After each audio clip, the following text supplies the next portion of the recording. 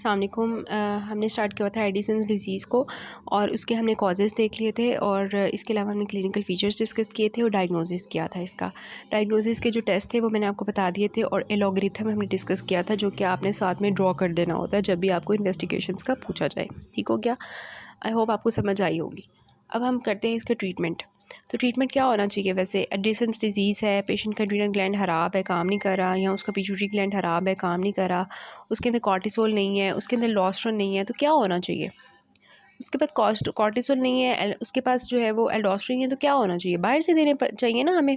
ठीक है, तो इसका जो प्राइमरी एड्रीनल इंसफिशिएंसी, जिसमें हमारा एड्रीनल ग्लैंड ख़राब है, उस केस में हम क्या करेंगे, हम जो है वो उसको दोनों चीज़ें देंगे, क्योंकि एड्रीनल ग्लैंड ख़राब है ना तो उसके पास कॉर्टिसोल होगा, ना उसके पास जो है वो हमारे मिनरलोकॉर्टिकॉइड्स होंगे। तो हम बाहर से उनको जो है वो ग्लूकोकॉर्टिकॉइड्स भी देंगे और मिनरलोकॉर्टिकॉइड्स भी देंगे। ठीक है, तो ग्लूकोकॉर्टिकॉइड्स में कौन सा हम देते हैं? हाइड्रोकॉर्टिसोन या प्रेडनिसोलोन। प्रेडनिसोलोन पाकिस्तान में ज़्यादातर दिया जाता है, तो हम ये देते हैं और इसका ट्रीटमेंट ऑफ चॉइस है। ठीक है, और जो फ्लूड्रोकॉर्टिसोन है वो हम देते हैं मिनरलोकॉर्टिकॉइड। ठीक है, 0.05 टू 0.1 mg देते हैं once daily, life long treatment देते हैं। और इसके अलावा अगर एंड्रोजन्स की कमी भी हुई है, क्योंकि एड्रीनल ग्लैंड ख़राब है, तो उस केस में हम एंड्रोजन रिप्लेसमेंट करते हैं, DHEA की 50 मिलीग्राम्स पर डे। ठीक है, तो ये हमारा प्राइमरी एड्रीनल इंसफिशिएंसी का ट्रीटमेंट होता है। तो ये आपने याद रखना है कि इसका जो है प्राइमरी एड्रीनल इंसफिशिएंसी का कि किस तरह से हमें ट्रीट करते हैं। और सबसे पहले आपने ये लिखना है, ट्रीट द अंडरलाइंग कॉज। कि आपको पता चला कि प्राइमरी एड्रीनल इंसफिशिएंसी में कि कोई ऑटोइम्यूनिटी थी, तो उसको आप ट्रीट करोगे कॉर्टिकोस्टेरॉइड्स के थ्रू। अगर आपको लग रहा है कि कोई इन्फेक्शन था, तो आप उसको ट्रीट करोगे। HIV है तो उसको ट्रीट करोगे, TB है तो उसको ट्रीट करोगे। ठीक हो गया? तो जो कॉज है उसको आप रूल आउट करके उसको ट्रीट करोगे। अब जो सेकेंडरी होता है, सेकेंडरी एड्रीनल इंसफिशिएंसी, अब इसमें हम क्या देंगे, क्योंकि इसमें सिर्फ हमारे ग्लूकोकॉर्टिकॉइड्स का प्रॉब्लम है, तो इसमें हम सिर्फ ग्लूकोकॉर्टिकॉइड्स देंगे। मिनरलोकॉर्टिकॉइड्स यहाँ पे कोई प्रॉब्लम क्रिएट नहीं करे, यहाँ पे सिर्फ कॉर्टिसोल कम है, तो हम यहाँ पे ग्लूकोकॉर्टिकॉइड्स देंगे, मिनरलोकॉर्टिकॉइड्स नहीं देंगे सेकेंडरी इंसफिशिएंसी। अब हमने इसका एक टेबल करना है, डेविडसन के कुछ टेबल्स करने हैं। वो करने के बाद जो कि हमारे UQs भी हैं, उसके बाद हम इसके SEQs डिस्कस कर लेते हैं। ये आपने एक दफ़ा देख लेना है। इसमें आपको साइन एंड सिम्टम्स बताए हुए हैं, स्क्रीनिंग टेस्ट बताया हुआ है, और ये जो कोसिनट्रोपिन लिखा हुआ है ना, कोसिनट्रोपिन, ये वाला वो वाला टेस्ट है। ADH जो ACTH स्टिमुलेशन टेस्ट है ना, उसका दूसरा नाम है ये। तो ये कंफ्यूज नहीं होना देखे कि क्या टेस्ट आ गया ये। वैसे वो जो हमारा लॉगरिथम टेबल बुक में बना हुआ था ना, वही ठीक था। और इसको आपने इस टेबल को देख लेना है। ये इंपॉर्टेंट नहीं है, लेकिन जस्ट आपने इसको रीड दे देनी है। जो इंपॉर्टेंट होगा मैं बता दूंगी, इसको भी जस्ट आपने रीड देनी है। This is not important table. और ये वाला इम्पॉर्टेंट है कि आपने एड्रीनल क्राइसिस को कैसे मैनेज करना है। एड्रीनल क्राइसिस की बात करते हैं। एड्रीनल क्राइसिस को देख लें ज़रा। क्लिनिकल पर्ल है आपका।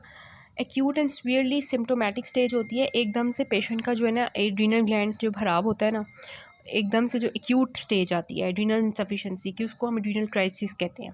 तो पेशेंट किस में जाएगा? एकदम से स्वीयर हाइपोटेंशन, स्वीयर हाइपोनेट्रीमिया में जाएगा पेशेंट। कार्डियोवास्कुलर कोलैप्स में जा सकता है हाइपोटेंशन की वजह से। Abdominal pain, fever, vomiting, altered mental status, इस तरह की हालत हो जाती है पेशेंट की। और जब उसके अंदर हाइपोटेंशन होगी तो उसका रीनल फेलियर भी एक्यूटली हो सकता है और पेशेंट इवन डेथ की तरफ जा सकता है। So it is again the emergency condition and you have to treat this. और इसके जो प्रेसिपिटेटिंग फैक्टर्स होते हैं वो ट्रॉमा, इन्फेक्शन या सर्जरी है। तो आपने सबसे पहले, जब आपके पास पेशेंट इस तरह का आता है, तो आपने जो है उसको जल्दी जल्दी उसका कॉर्टिसोल लेवल देखना है क्या है। और जल्दी जल्दी उसका कॉर्टिसोल लेवल अगर आपको कम मिल रहा है, तो जल्दी से ये नहीं करना कि इसलिए स्टिमुलेशन टेस्ट स्टार्ट कर दो। आपने जल्दी से उसको जो है रैपिडली IV हाइड्रोकॉर्टिसोन देनी है और उसको IV फ्लूइड्स देने हैं। IV फ्लूइड्स क्यों देने हैं? हाइपोटेंशन हुई हुई है। IV हाइड्रोकॉर्टिसोन क्यों देना है? क्योंकि उसके पास स्ट्रेस की स्टेट आई हुई है, उसके पास कॉर्टिसोल नहीं है। ठीक है, तो आपने जल्दी से IV फ्लूइड्स देने हैं, several litres of normal saline with 5% dextrose. ठीक है, तो ये आपने जो है ना एक्चुअली करना होता है इस केस में।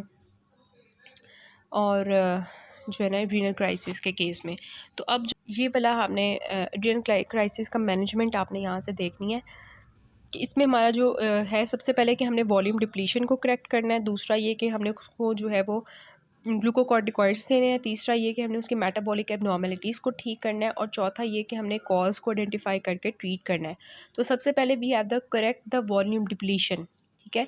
तो वॉल्यूम डिप्लीशन में हम क्या देंगे, पेशेंट को आईवी सेलाइन देंगे ताकि उसका ब्लड प्रेशर और बीपी जो कम वगैरह हुआ है वो ठीक हो जाए, आईवी सेलाइन दे दिया।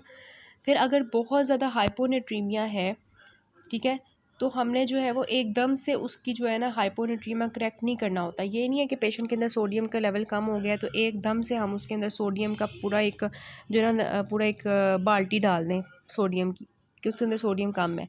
हमने आहिस्ता आहिस्ता करना होता है, क्योंकि एकदम से जब हम सोडियम देते हैं तो उसकी वजह से पेशेंट का जो पॉन्स होता है उसकी डीमेलिनेशन हो सकती है, ठीक है। इसके अलावा जो है मतलब ये हमारी जो है ना वॉल्यूम डिप्लीशन के लिए होता है, आईवी सेलाइन और हाइपोनेट्रीमिया को करेक्ट करना है।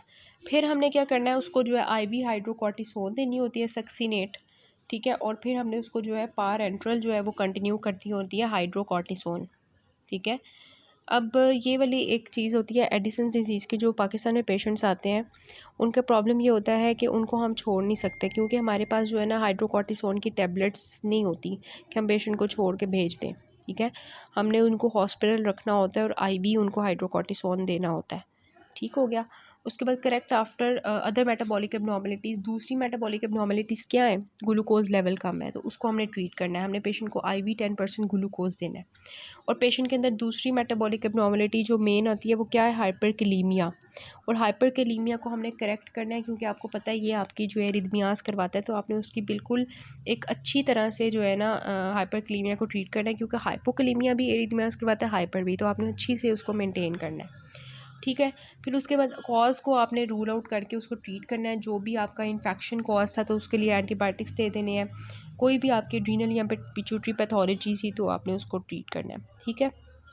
तो क्या है, सबसे पहले आपने आईवी जो है वॉल्यूम डिप्लीशन को करेक्ट किया, फिर ग्लूकोकॉर्टिकॉइड्स, फिर मेटाबॉलिज्म जो मेटाबॉलिक डिस्टर्बेंसेस थे उसको ठीक किया, और फाइनली आपने कॉज को देख के उसको ट्रीट किया। तो इस तरह से आपने मैनेजमेंट जब भी आएगी एड्रीनल क्राइसिस की तो 4 हेडिंग्स के अंदर जो है ना आपने इसको लिखना है। तो एक डेविडसन का टेबल वो वाला करना है जो अभी मैंने आपको बताया, मैनेजमेंट ऑफ एड्रीनल क्राइसिस, और दूसरा आपने ये वाला करना है, how and when to do the ACTH stimulation test. सबसे पहले हम देखेंगे इसका यूज़ क्या है, फिर इसकी डोज कितनी है, फिर ब्लड सैंपल्स क्या है, और फिर रिजल्ट्स क्या है, ठीक है। तो यूज़ क्या है कि हम ACTH स्टिमुलेशन टेस्ट क्यों करते हैं, ये बताने के लिए कि ये प्राइमरी है या सेकेंडरी है, ये हमें पता चल जाता है, ठीक है। और फिर हम जो है वो देखते हैं इसके थ्रू के जो हमारा हाइपोथैलेमस पिट्यूटरी एक्सिस है वो कैसा चल रहा है, उसको असेस करने के लिए। अब इसकी डोज़ जो होती है वो 250 माइक्रोग्राम्स जो है होती है ACTH की, इसको सिन एसेथिन कहते हैं। इंट्रामस्कुलर इंजेक्शन हम देते हैं किसी भी टाइम, दिन के किसी भी टाइम हम इसकी डोज दे देते हैं। ब्लड सैंपल्स हम देते हैं 0 and 30 minutes for the plasma cholesterol, एक 0 मिनट पे लेते हैं, एक प्लाज्मा एक 30 मिनट्स पे लेते हैं। 0 minutes also for ACTH। If Addison's disease is being considered, patient not known to have pituitary disease or not to be taking exogenous steroids, ठीक है। तो अगर तो हमें एडिसन्स डिजीज़ लग रही है ना, मीन्स कि हमें लग रहा है कि उसके अंदर एड्रीनल ग्लैंड का प्रॉब्लम है, तो फिर हम जो है वो 0 मिनट्स ऑल्सो फॉर ACTH भी ले लेते हैं।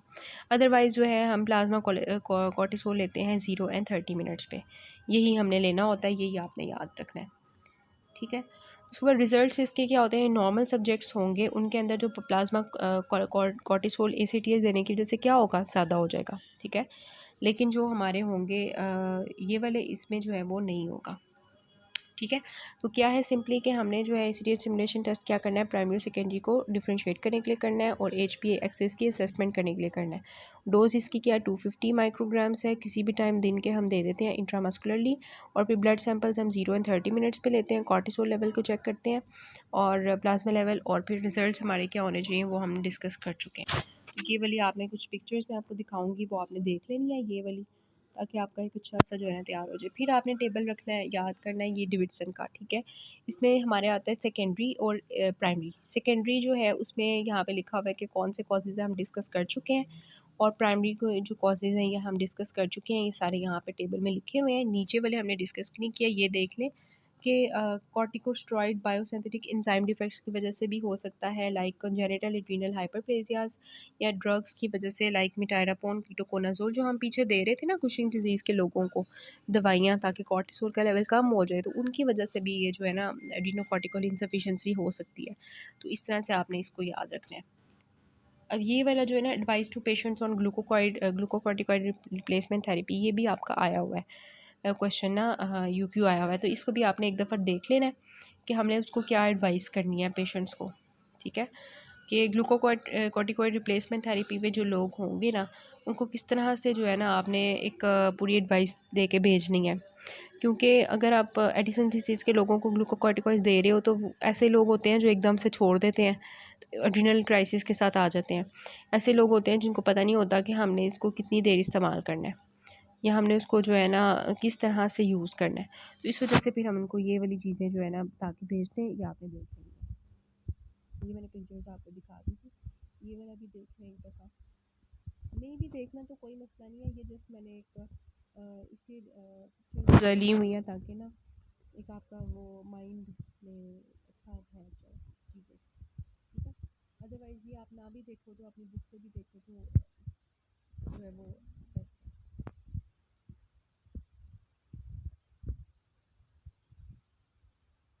पर हम आज तो कुछ कर लेते हैं, ये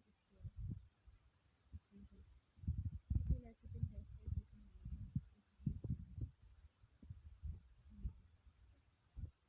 हम आ जाते हैं इसके पास्ट पेपर जो आए हुए हैं उसमें से सबसे पहला वाला, हाँ ये वाला 34 ईयर्स ओल्ड, जो मेन इनकी चीज़ें एमरजेंसी में आई हुई है, नॉज़िया, वॉमिटिंग, वीकनेस, फीवर, और बहुत इंपॉर्टेंट चीज़ जो यहाँ पे है वो ये कि बहुत ज़्यादा टाइट फील कर रही है, वेट लॉस हुआ हुआ है, dark and skin, dark pigmentation हुई हुई है एल्बो और स्किन क्रीजेस में। तो क्या होगा, डायग्नोसिस एमरजेंसी वार्ड में आ रही है ना, और सारे वो एक पूरे क्राइसिस के साथ आ रही है।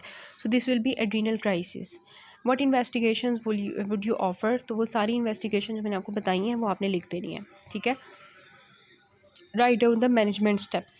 मैनेजमेंट स्टेप्स में आप वो भी लिखोगे जो हमने एडिसन्स क्राइसिस का पूरा एक टेबल डिस्कस किया ना, वो सारा आपने मैनेजमेंट के लिख देना है, और साथ में आपने एडवाइस भी जो पेशेंट को आपने करके भेजनी है ना, उसकी कुछ चीज़ें लिखते हैं, 2-3 चीज़ें। ठीक है, उसके बाद आ जाता है 35 ईयर्स ओल्ड लेडी है, उसको टीबी हुआ हुआ था जिसकी वजह से वो बहुत ज़्यादा वीक हो गई है, और उसका वेट भी लूज़ हो गया और पिगमेंटेशन ऑफ स्किन हो गई है, नॉज़िया, वॉमिटिंग, डायरिया के साथ कभी कभी उसको होता है।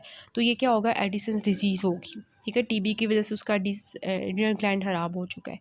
स्क्रीनिंग टेस्ट जो होता है ना, वो प्लाज्मा ACTH होता है, प्लाज्मा कॉर्टिसोल होता है, सॉरी सीरम कॉर्टिसोल और सीरम एल्डोस्टेरोन, ब्रेनिन और इलेक्ट्रोलाइट्स और RFTs, ये होते हैं हमारे स्क्रीनिंग टेस्ट। ठीक है, कंफर्मेशन के लिए जो आप टेस्ट लिखोगे वो ACTH स्टिमुलेशन टेस्ट लिखोगे। ठीक है, तो ये आपने इस तरह से अटैम्प्ट करना है क्वेश्चन को, और फिर जो है वो ACTH स्टिमुलेशन टेस्ट आप किस तरह से परफॉर्म करते हो वो भी आपने लिख देना है।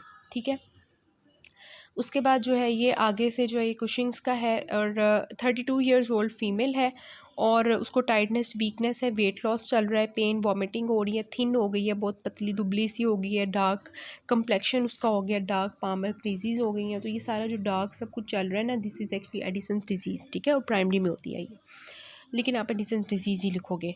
2 blood test will confirm your diagnosis, तो इसमें आप serum cholesterol, cortisol level check करोगे तो वो कम हुआ होगा, और ACTH लेवल चेक करवा लोगे।